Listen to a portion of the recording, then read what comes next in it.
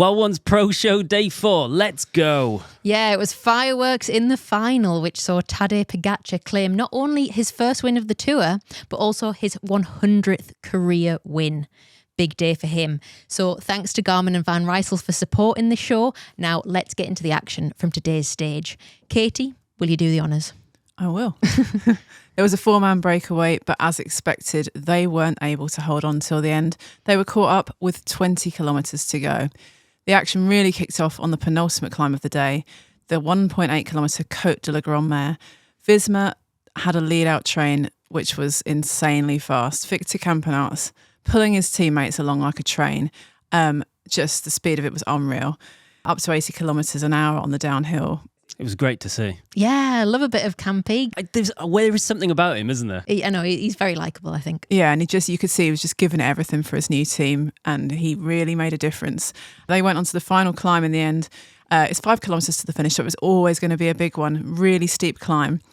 And UAE took control back again with Almeida powering through to come to the front. Poggy latched onto his wheel and then launched his own attack, dropping everyone in the process. But, of course, his shadow, Jonas Vingegaard, clawed his way back, and the two of them went, well, not head-to-head. Vingegaard was on the wheel, as we so often see, up to the line, both of them on the limit, absolutely, head and shoulders above the rest at that point. Van der Poel dropped in their wake. There was a moment, wasn't there, where Jonas lost the wheel, but then it was a classic bit of an elastic, and then he just started to get it back in. We were saying we would love to have seen Jonas able to go around Pog when they got to the top, but well, clearly they were all absolutely on their limit. Absolutely were, yeah. And even Remco was off the back at that point as well, but he used his immense power to kind of time trial his way back to the top two, and he brought with him a small group of, well, superstars really.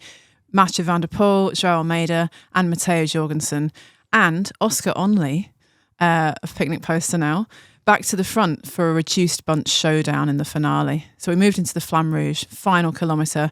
Matteo Jorgensen was the first to launch an attack. Then João Almeida came through again, leading out both Mathieu van der Poel and Pogačar on his wheel. And in the end, it was a head-to-head. Van der Poel versus Pogačar. We've seen that so many times this season. We have. This time, Van der Poel ran out of steam just before the line, and Pogačar took the win.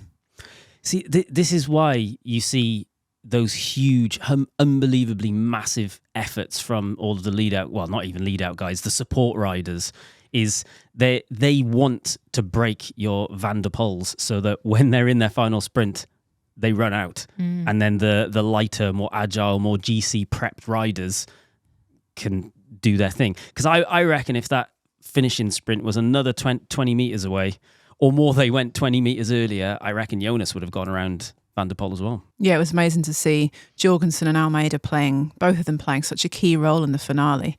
Both the leaders having that kind of foil for their, so they could sit back a little bit. But yeah, it was a really fascinating finale. So final result, Poggy in first, Mathieu van der Poel second, Vingegaard third, and Oscar Onley fourth. And I'm happy about that because he is in my fantasy team. Only you called it seems. Scottish lad as well, us Brits have to stay together. We do, yeah, it's true. It's amazing to see his progress. Like, he's been coming through for the past few seasons and showing himself as a top climber. But the fact that he was able to stay with the top riders in the world, like let's not beat around the bush here. These are the absolute cream of the crop, superhuman riders, and only being able to stay with them in that final, like rolling, punchy kind of final, absolutely amazing. Really, really impressed with him, and I can't wait to see what else he can do this tour. There probably was a moment, wasn't there, where you go, well, who's that? You just don't expect it when there's that group of people all leading towards the finish. So yeah, it's great to see. Nice, and officially the results are in, and thanks in part to Oscar Onley, I'm now in the lead of the fantasy. What, globally? Within the staff. Just bringing you back down. Yeah, sorry. Yeah, just bring me back down. Yeah. Benny is second, Jimmy third, and Katie fourth, but still very close, only less than 400 points between us all and all to play for. Yeah, well, I think we're all set up for GC, aren't we? And we are. Well, that's all to come. It is. We mentioned it briefly before, but 100 stage wins for Tadej Pogačar. Incredible. It's huge. Yeah, amazing. Age just 26. We know what he's capable of. He can win any kind of race. And here he is doing, creating history again at the Tour de France, in the World Champions jersey, raising his arms for his 100th win at the biggest race in the world. It doesn't get better than that. He was probably grimacing as well. He like put everything into the back end of that race. He wanted Absolutely that one. Everything. Big yeah. time. So what does today's stage mean for the GC? So there were a few major losses today. Well, I say major. Sounds really dramatic, doesn't it? It wasn't like several minutes. But Primož Roglič once again had a little bit of a, not his best day out. He was 32 seconds back in a group with Enric Mas of Movistar.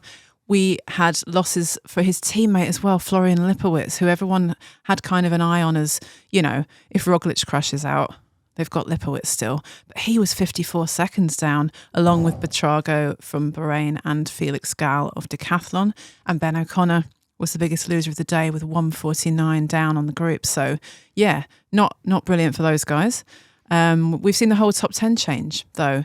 So, big winners, Matteo Jorgensen's moved up to 4th after his efforts, and Oscar Onley is up to 7th. 7th on GC. Pretty incredible. Almeida's moved up to 8th. And Remco did lose 3 seconds on the front group in the final today, but he made gains on his other GC rivals, moving up 12 places to 9th ahead of the time trial tomorrow, where he will feature, quite prominently, I think. And just to round all of that out, Matthias Skelmos moves into the top 10 for Little Trek. Nice. So, jersey roundup. Mathieu van der Poel retains the yellow jersey. He is on exactly the same time as Tadej Pogačar. However, he keeps the jersey based on countback. Jonathan Milan retains green. Kevin Vauquelin stays in white. And polka dots, Pogačar. He is tied with Tim Wellens, but based on previous results, Poggy claims it. We were talking about this today because we speculated that the reason that Tim Wellens went hard for those comp points yesterday is to get, not only to get Poggy out of that jersey, just to take that pressure off, but also maybe going into the time trial where equipment is so important. We speculated, does he just want to be in his own skin suit rather than the polka dot branded one? Yeah, I'm pretty sure at the Dauphiné he was in a new custom made skin suit that he was probably testing out in race environment. But I don't know. Obviously, they have to wear the official sponsor jerseys, but maybe there's more leeway now. Maybe they've actually got a polka dot version of his time trial suit. Well, this is it. I mean, they're a big team with a big budget. If they cannot stretch to printing one out in polka dots, one out in yellow, and do you know what? Just one out in green, just in case. Why not? It's whether they're allowed to, though. Yeah, I don't know. Because they definitely 100% would do that if they were allowed, but I don't know whether they're allowed to. So yeah, so we've got that to look forward to, I guess. Yeah, they usually have a seamstress on site that just sort of sews them into the jersey, like on, ad hoc, on an ad hoc basis. So, but either way, we've seen in the past that race leaders or time trial specialists who are wearing special jerseys have been disappointed that they aren't able to wear their own gear, their own, custom made outfits on the day. So maybe a small poison chalice. Yeah, maybe a small negative for Poggy tomorrow. I don't know. Well, in other news, we worked out where the yellow card for Edward Theuns came from yesterday. So this was in the same intermediate sprint that Philipsen had his big crash. And when we added a bit in yesterday, it wasn't clear where it happened. So it was actually slightly before the sprint really ramped up. And there was a moment where Theuns and Philipsen and Turgis were kind of shoulder to shoulder and bouncing back and forth off each other. But I don't understand why he got a yellow card in that scenario. Yes, they were argy-bargy, but they all rode like sprinters. They rode well. They stayed up. They all seemed to maintain their lines, and it was just a bit of argy-bargy. He then immediately backs off as well and lets them go on. Very odd. Is it a case of making examples of people? We've seen those first 3 stages have been so crashy. I wonder if they're trying to take a hardline stance, just say, listen, guys, let's calm down a little bit here. Probably. I think the fact that they also gave one to Coquard, who was, as we discussed yesterday, it wasn't really his fault what happened to Philipsen. It was a chain reaction, but he was the most noticeably out of control of his bike. Yeah. And it, as you say, Emily, I think it does feel a bit like making an example, just a warning to everyone else to just kind of watch themselves. But I feel bad for Coquard in particular. He was very emotional about what happened yesterday, and also, for Theuns as well, because it's one more card and you're out. So that's going to lead them to be more cautious in future sprint scenarios, which, everyone knows you need that edge to be able to be fast when it matters. So that's not great for those guys. We were having a little chat about this earlier, Katie, and we were saying that, the opening stages of the tour, yes, can be crashy, especially on sprint days. Why does it feel like it is different this year? And we were saying perhaps it's to do with the dominance from people like Pogačar leaving scraps for everyone else. Yeah, exactly. I think it's very clear that when these GC guys that like Pogačar and even Vingegaard now and Evenepoel, they're so competitive. They want to be involved in everything, and they're physically capable of contesting every stage almost. Yeah. So as you say, there really isn't very much left, even on bunch sprint stages. Like yesterday, we saw how desperate the teams were to get into the right position, to be there when it mattered. And, there's so few breakaway opportunities as well because of the GC teams are always just there at the front. So yeah, I think it really does. It adds pressure, it adds stress, it adds tension, and it ultimately can lead to some real issues, as we've seen already, sadly.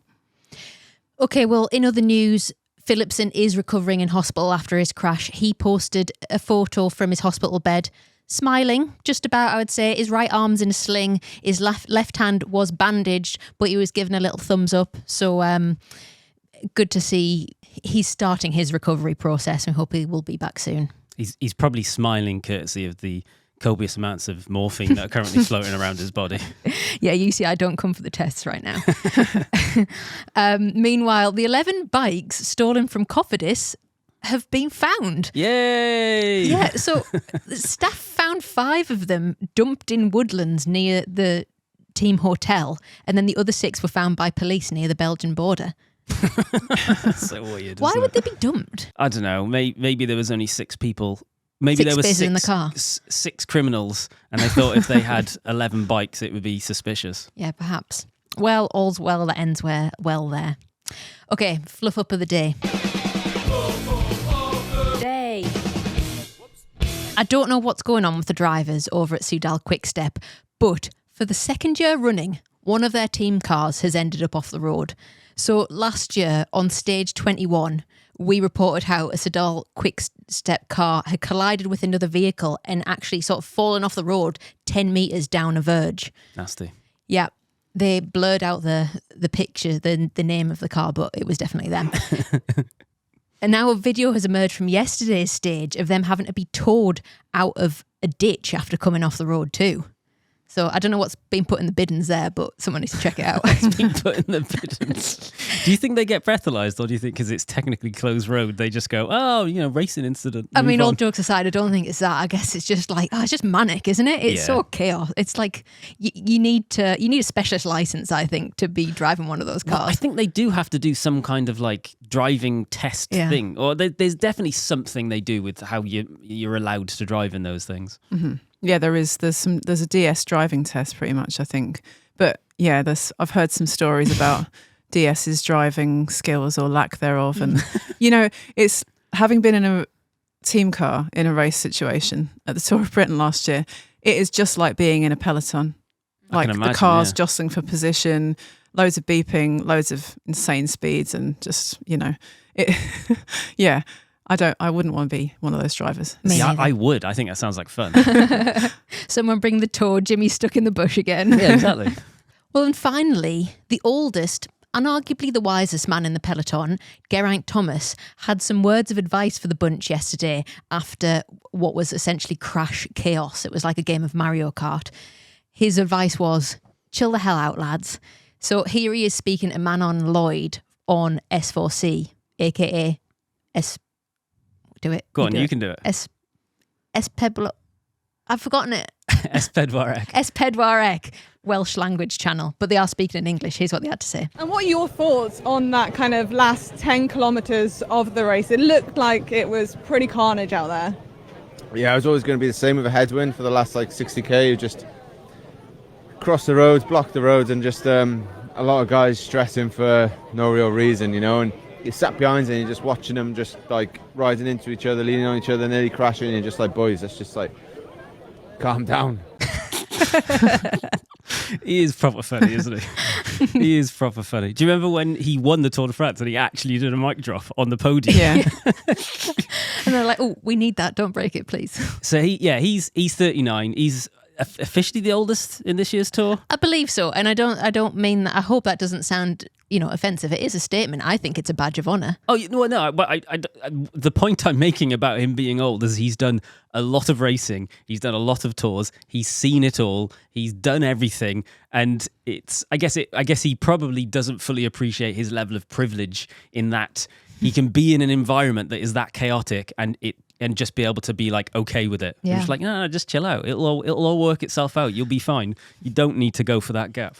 It is kind of cool, isn't it? I saw, I was reading something, got deep in the comments of something, and someone was making the point about Geraint Thomas. He's now at the point where he's been through so many iterations of the Tour, and one of those iterations is he's been from the point where people used to be carb restricting and now it's carb loading, and I just think that's got to make you a happier person, doesn't it? A more chilled out person. It is going to be a big miss with him not being around for interviews. Yeah, this is of course his last year at the Tour. Yeah. I think the media training's gotten, it's gone too far. We're missing the likes of G. I think in the new generation coming through, they're also primed, aren't they, to say certain Polished. things. They go taking it day by day. Yeah. See how the legs go. Yeah. Oh, not feeling my best right now. Exactly, Yeah. and we're going to miss the gems that he comes out with. We need a G replacement, or not that there'll ever be a replacement. There's only one G. Wel, diolch I Manon, Preda ac Espedwarec am roi caniatad I ni ddefnydd o fideo hwn. Wow, what does that mean? Thanks. That was really good. Really good. That shocked me how good that was. I didn't know you could speak Welsh, Jimmy. I probably mispronounced most of it. I don't think I did, though. I think I got it right. Okay, nice. Well done. Sounded legit. The Wild Ones Pro Show is supported by Garmin. And we are in some really good company because Garmin also supports some of the very best riders in the Tour de France and the Tour de France fam. Yeah, they work with teams like Visma Bike, Soudal Quick Step, SD Works Pro Time, FDJ Suez, and many more. And because Garmin provides these teams with trainers, head units and wearables, they've got access to mountains of incredible data. And they're going to share some of that data with us throughout the coming stages. So we'll get a really interesting insight into the physical demands of the most prestigious bike races in the world. So please stay tuned for that. And once again, thanks to Garmin for supporting the show. How would you like to win a Van Rysel RCR-F 105 Di2 worth £5,000? I would love to. I've ridden that bike. It is proper good. Well, sorry, Jimmy, you can't. But one of our UK listeners will, thanks to our sponsor, Van Rysel. That's class. The RCR-F is literally a Tour de France race bike. Yeah, the official bikes of Decathlon, AG2R, Le Mondial. The 105 version has the same grade of carbon that the pros ride. So to enter the draw to win this bike, click the link in our description. You must be a UK resident, age 18 or over, and T's and C's apply. One winner will be chosen by Van Rysel and contacted by them a week after the draw closes at midnight on August 4th. I sound like one of those radio adverts, don't I? No, it wasn't fast enough. So good luck, and thanks to Van Rysel for supporting the Wild Ones Pro Show. Okay, so on to tomorrow's stage preview, stage 5. Stage 5 is the first test against the clock, a 33-kilometre individual time trial around the city of Caen in Normandy. It's one for the specialists with just 200 metres of elevation gain and a potential for some wind to cause issues. With Italian champion Filippo Ganna crushing out on stage 1, this one I think should be a walkover for reigning world and Olympic champion Remco Evenepoel. And it offers him a chance to claw back the time he lost on the crosswinds on stage 1, though we have seen him do very well today. So could Remco be in yellow after tomorrow? Oh, that's a bold one. That is it. Well, the answer is yes. It is possible for sure. It is possible for sure. I'd see. I some people hate time trials. I absolutely love them. I think they're such an interesting way of just like flipping the script massively in the middle of what's going on. Because it is Roglic even thinking like, I'm going to lose time today, but I'm a good time trialist. I'll save it for tomorrow. Yeah. I think it's going to be a really interesting one. If you believe the interviews, Roglic thinks he's over the tour, isn't he? That's he's what he over said. it, yeah. He said, I don't care, didn't he, when he was asked about losing time on GC? So, all right, mate. He just turned up for a bit of a lark, No. bit of a trip around France. It's a good point, to be fair. I think tomorrow we'll see, obviously, the GC stand is completely mixed up again. Certain riders will really be honing in on it in terms of taking extra time. Riders like Kevin Vokeland, like he's a great time trialist. He could make gains. All the Visma guys are good time trialists. Jorgensen could do very well. We're really keen to see how Vingegaard goes against Pog on a kind of, head-to-head on a flat time trial, because they were quite... Pogacar was a little bit off the mark, wasn't he, at the Dauphiné? So we'll see if he can make good on that. Like, surely they have to have some stages where they don't go 100%. Like Pog's been putting efforts in just all the time, and obviously Ving is having to respond to all of that. Surely they can look at tomorrow and go, well, we'll have a chill one. Let's not beat ourselves up tomorrow. But what if one of them thinks that and the other one doesn't? Exactly. I mean, if you want to believe the slogan of the gym that's around the corner from our office, 0% or nothing. That's what that sign says there. 0% or nothing. That's what I feel like that's what it says, isn't it? Does not say 100%. Oh no, wait, sorry. You've been doing too much Tour de France. 100% or nothing. That's what it says. 100% or nothing. And I always think, I feel like 60% every day is enough, isn't it? Yeah. I mean, that's not a motto for the tour. You guys do you, but that's a personal. 20 to 60% is the goal. Yeah. Well, that's what's interesting about time trials, and like you, Jimmy, I do enjoy a time trial because it gives each rider a chance to have their moment, like in the spotlight. And some of them might not want that because they'll just be cruising around going, I'm just ticking this one off. This is just, a tick box so that I can continue my Tour de France. But there'll be a few among them who are really giving it everything, and it'll be great to see. Who maybe there'll be a few surprises, a few guys who are really targeting it. People like Luke Durbridge. There's a few guys who are really good time trialists that, we might see a good day out from. Yeah, I haven't got a clue what I'm talking about, but I like the idea that it's not a GC battle. Yeah, I think good luck with that one. Right, we'll be back tomorrow with all of the action from that stage, and maybe a flutter of other little features too. I got some stuff up my cards. Some cards. Got some cards up. You got cards up your sleeves. Yeah, we're here till like 9 You haven't got any o'clock bloody editing. sleeves. I know. I'm honestly just done already. We're on day 3. Where is the stamina? Come on, I'll come back with the stamina tomorrow and the correct words. Let's wrap this up. Let's wrap it up. See you then. Goodbye. Bye.